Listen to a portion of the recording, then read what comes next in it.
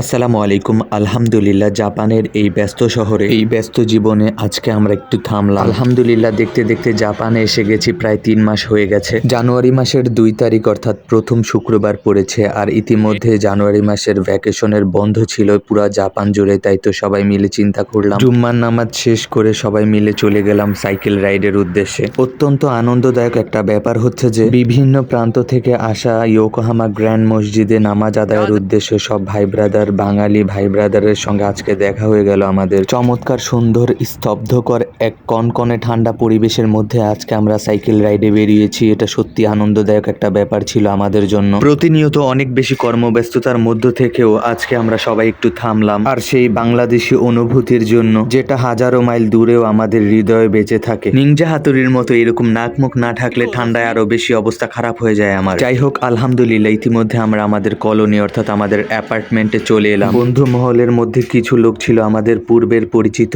এবং কিছু লোক আজকে নতুন আমাদের সঙ্গে পরিচিত হয়েছে। আলহামদুলিল্লাহ, বাড়িতে আসার পর সকলের পরামর্শ অনুসারে ডিসাইড করা হলো যে খাসির গোস্ত দিয়ে এখানে বিরিয়ানি রান্না করা হবে। যেহেতু প্রথমবারের মতন সবাই এক হয়েছি, তাই তো সকলের মধ্যেই ছিল একটা আনন্দ।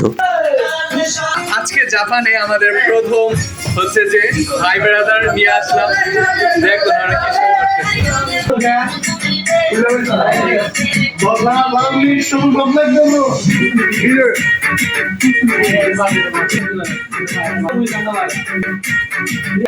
যাই হোক, অনেকটা আনন্দদায়ক মুহূর্ত অতিক্রম করার পর আমরা এখন খাওয়া দাওয়ার পর্ব চলে এসেছে আমাদের। আর আজকে যে বিরিয়ানি রান্না করেছে সে ইতিপূর্বেও সৌদি আরব থেকে এসেছিল, আর সৌদি আরবের রেসিপি অনুযায়ী বাংলাদেশ টাইপের খাসির বিরিয়ানি রান্না করেছে। যেহেতু আমরা আলাদা আলাদা এরিয়ায় থাকি আর জাপানের বুকে আমাদের অনেক বন্ধু বান্ধব আছে, কিন্তু তারা অনেকটা দূরে দূরে থাকার কারণে তাদের সঙ্গে এরকম মোলাকাত হয় না। কিন্তু তারা বর্তমানে আমরা যারা একত্রিত হয়েছি তারা আমাদের পূর্বের ভাই ব্রাদার, অর্থাৎ বাংলাদেশে থাকাকালীন সময় তাদের সঙ্গে আমাদের পরিচিতি ছিল। আলহামদুলিল্লাহ, ঢালা বিছানার মধ্যে বিরিয়ানি রেডি, চারপাশে হাসি মুখ। এটাই তো আমাদের প্রকৃত সুখ। বিদেশের মাটিতে টাকা কামানো যায়, পরিশ্রম করা যায়, কিন্তু এরকম আনন্দ, এরকম সকলে একসঙ্গে হওয়া, এটা মহান আল্লাহ তাআলার অন্যতম বড় একটি নিয়ামত। আলহামদুলিল্লাহ, আজকের দিনটা মনের ভিতরে অনেক দিন থাকবে। আলহামদুলিল্লাহ, যে সুন্দর সময় আল্লাহ তাআলা আমাদের উপহার দিল। জুম্মার নামাজও সকলে একই মসজিদে একসঙ্গে আদায় করতে পেরেছি, এটাও আল্লাহর বড় নিয়ামত। দিন শেষ করলাম সবাই একসাথে বসে খাবার খাওয়ার মাধ্যমে। দিনটা ছিল আমাদের জন্য প্রকৃতপক্ষে ঈদের দিনের মতো।